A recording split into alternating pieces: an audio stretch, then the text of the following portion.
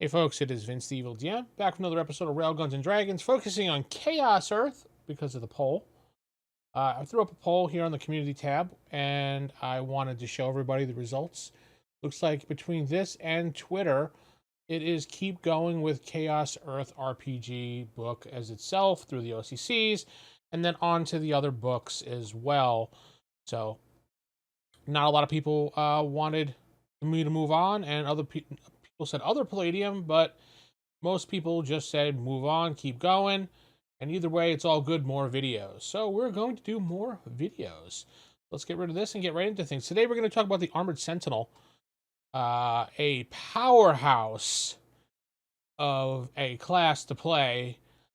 This is the big bad guy, the big bad, I keep saying big bad, the big tough reinforcement guy, the guy with the heavy hitter, the anti-tank, the one that's going to be tackling the demons hand to hand, blasting the shit out of them with their missiles and all their MDC power weapons. This is just an example right here of one of their power armor that they can wear. This, I believe, is the Bulldog, if I'm correct, and we'll go over that later on as well, and you'll be like, whoa, when you see what they get. But they get choices of two different armors, and we'll go over that as well. I'm probably just going to go over one of them because it's a little bit long here. But the Armored Sentinels, again, are these proud bunch of beefy individuals that take pride in their job, that are like the rescue operations, the defense in the military. They're even described as, let's see here. The pilots of these war and rescue machines are brave, strong, and capable soldiers outside their robotic alter egos. Most male pilots are tall and beefy with ham hocks for arms. Now, I've never heard ham hocks for arms. I've heard ham fisted and ham hocks for fists or like hands. I remember Gorilla Monsoon in wrestling used to say he had ham hocks when he was talking about Andre the Giant back in the day, but not for arms. But wow. Strong, muscular upper bodies and powerful legs. Females have chiseled abs, trim, muscular bodies, and good upper and lower body strength. So this is like, I'm going to picture the power lifters. You see those power lifters like Schwarzenegger back in his day, or if you go to some of the gyms and you see these people just lifting massive amounts of weight, and they look like they're chunky, they're beefy people. And these are what they are.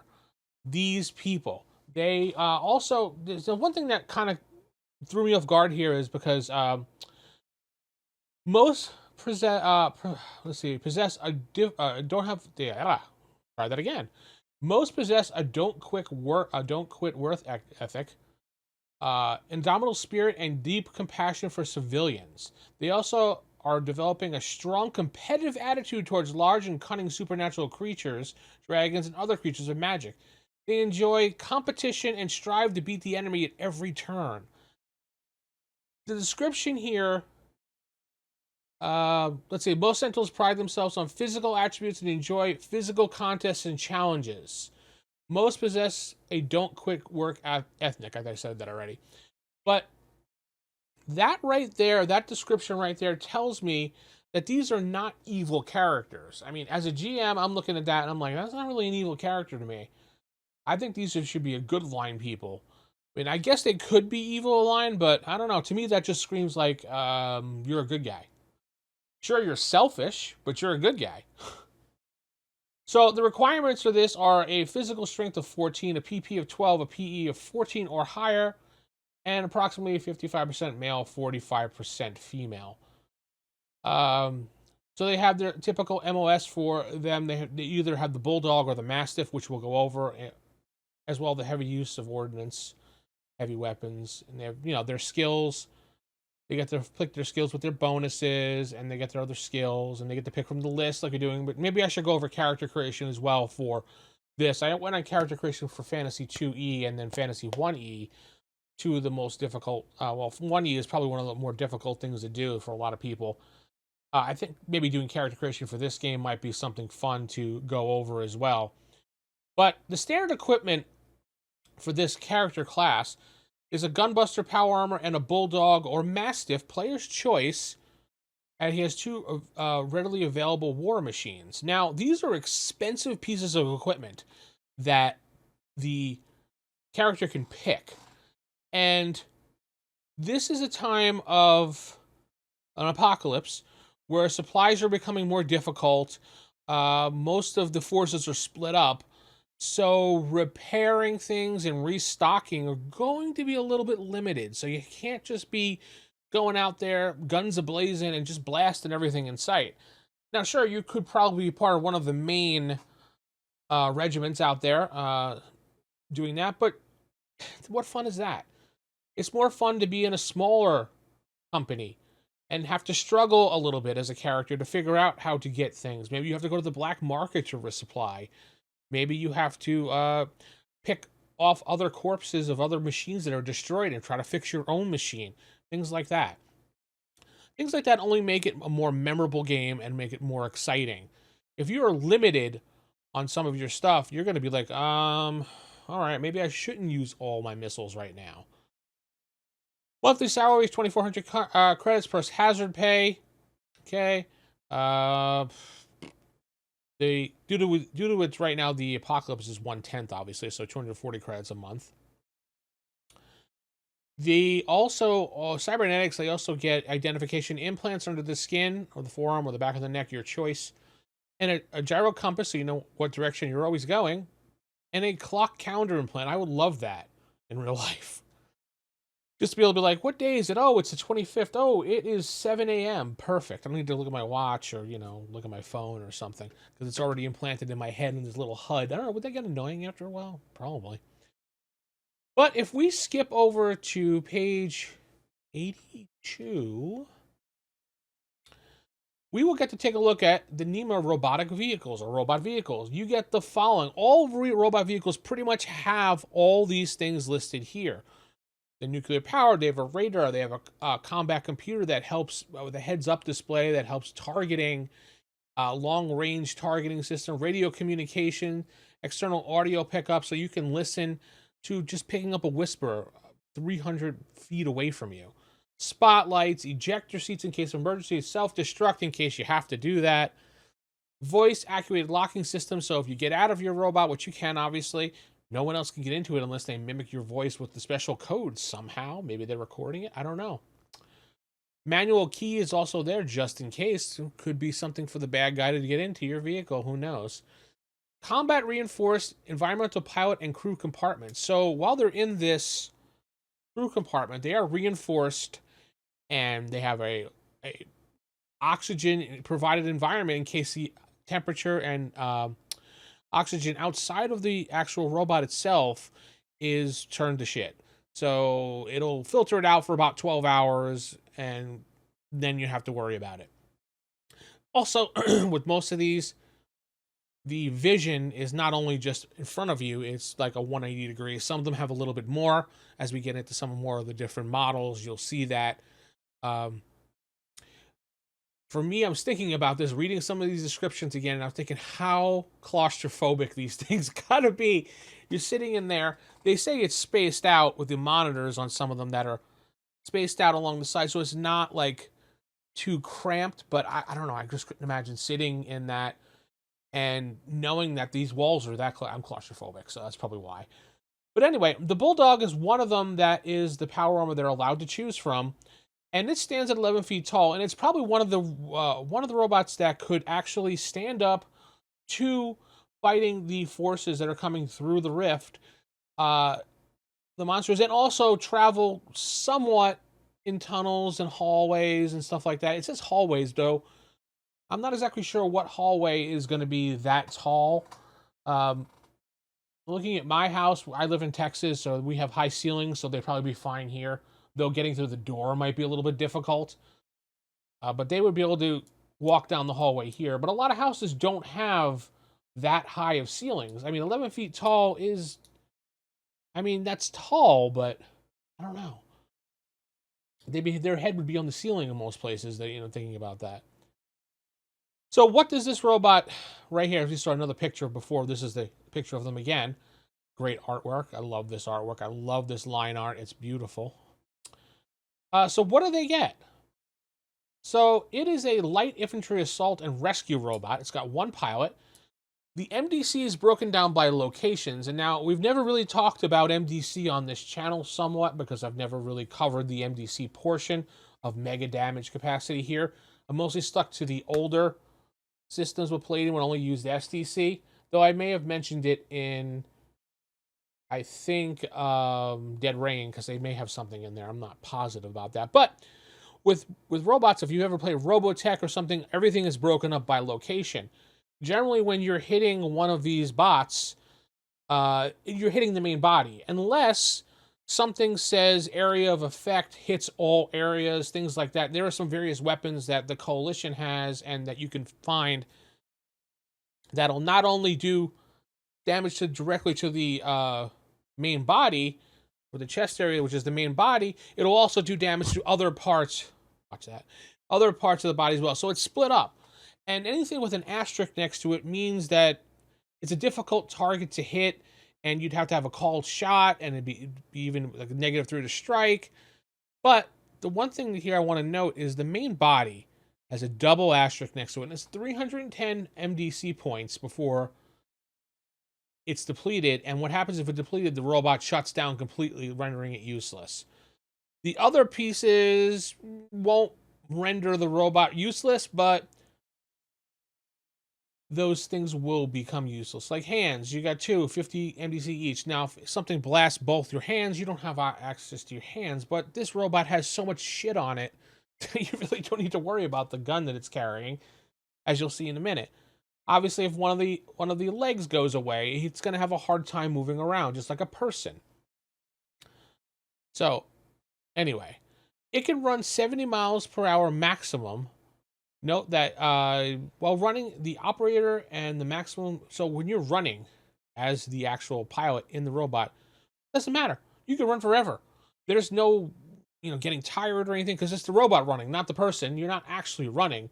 You may be mimicking sort of a run thing, I believe, but it's not something that'll be making you tired. So you can basically run indefinitely. They can leap up to 25 feet. They can do drop kicks. They can do leap kick. Oh, they can't do leap kick, sorry. But you can do a running start jump kick. Underwater, you can walk at 25% your normal running speed, 6,000 feet deep. It's airtight, no problems. It's actually 12 feet. I think I said 11. I apologize for that. The Bulldog is 12 feet with 7 feet width and 6 feet in length. So it's 11 tons fully loaded. I don't know what place these people are going to, cram into, but the physical strength of these bots themselves equal to a robotic physical strength of 35. Now, this doesn't apply to the pilot. This just applies to when you're using the robot. And you have enough storage for basically a little rifle and a backpack with some basic gear in case you have to evacuate or you want to do something. Obviously, nuclear power, average last lifespan is 20 years, something that never really come up. Unless someone was actually targeting the power system of the robot. It sells for about 20 million credits, or equivalent in trade, super rare. So now, let's get into its weapon systems. It's got a single barrel laser turret. It's got 2 of them mounted on each shoulders, a bit behind the chest missile launchers, and a pair of laser turrets, as I said. They are anti-personnel, air response, and defense. 3d6 mega damage per single shot, or you can dual shot them at once for 66 dual shot damage, which counts as 1 attack. You can also use them simultaneously to attack, but that would count as 1 attack apiece.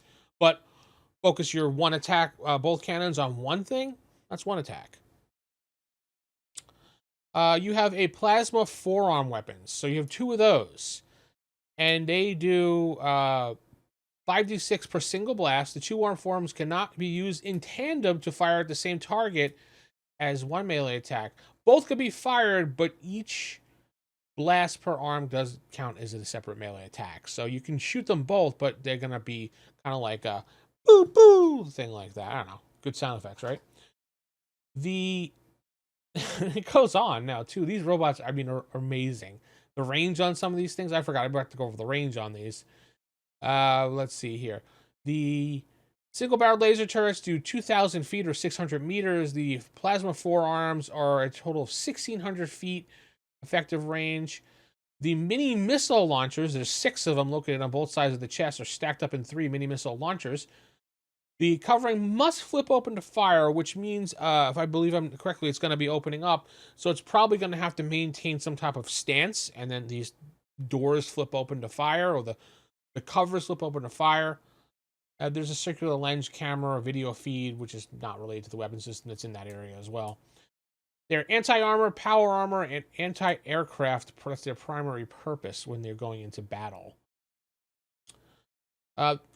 Missile types from any type of mini missile can be used at this point. Damage varies with any type of missile you're picking for this type of thing. So any mini missile you find here in the book, that's what the damage it'll be doing. The range on that is 1 mile. Hey. The rate of fire, 1 at a time or in a volley of 2, 3, 4, or 6. 36 in total, 6 in each of these launchers. Long-range laser cannon. This is handheld. This is one you saw in the picture before when he was standing in the street holding it. Kind of like the Chromium Guardsman type weapon that he uses. A little bit similar to that. 46 mega damage per shot, 4,000 feet. Each blast counts as 1 melee action attack. 10 blasts per standard E-clip. Or 84 heavy with a power pack, which is basically gives you more. But most likely you're not going to have a power pack. Now, we're going to go on a little bit for hand-to-hand combat. Only available to those that take Robot Combat Elite Bulldog. Those that are not skilled in the Elite use Robot Basic stats. So, basically you will get lesser of a chance to have attacks, but you also have +1 extra attack action per melee round, which increases to 3, 6, 10, and 14. Critical strikes obviously work the same way as if your character hits. It doesn't matter if the robot is more powerful than you, he's still doing the same thing. You get +3 on initiative, +1. These are the bonuses that you get. You're going to add up. Now, remember that these don't count for your character and only count for when you're in the robot. And I'm glad that they said that because I could see a lot of people like, oh, well, I get 3D, blah, blah, blah. No, it doesn't work that way. It does not work that way. It has a whole bunch of sensors and cameras all over to give you a wide view range of things. You can see in the dark, you can sense heat vision, things like heat vision. You can sense heat in objects. If there's maybe someone trapped under something, that's your purpose is you're a rescue type individual. So now the Mastiff is even bigger. Has a lot of the same stuff, but it's 15 feet tall, and the Mastiff looks just like this. It's another big old son of a bitch, as they say. This thing is hands. Look at the difference compared. 200 for the hands, 250 for the forearms, 180 for the upper forearms. It's a heavy armored utility, pretty much badass. It has some of the same similar things, but you get a little bit more. This one is a slow mover, but it will just plow the field. There is also a Big Dog Super Mastiff, which it's experimental, and you can go over that when you take a look at that when you're reading it and just how you can get that, and it's up to you how you want to do that in your game. But that is that class. We're going to continue along with these classes, going to the I believe it's the let me go back to page 33. I think it was like the Peace Pilot or something. I forget the name of that class. 33 is right here. Yeah. Soldier, Peacekeeper. And then we go into that next. We'll talk a little bit about that on the next episode here. Hopefully you've enjoyed this. Don't forget to hit the like button. Subscribe to the channel. Also, we're trying to promote Ko-Fi. So go to ko-fi.com/theevildm. And if you want to donate there as well, or Patreon. I know people don't like Patreon, so that's why I kind of started opening up the Ko-Fi site so you can just donate once in a blue moon or continuously. It's up to you. I appreciate all those that donate. Thank you for doing that and keeping things alive here, allowing me to buy books as I need them to review on this show. With that said, I'm going to head out. Keep it original, keep it old school. Good night, everybody.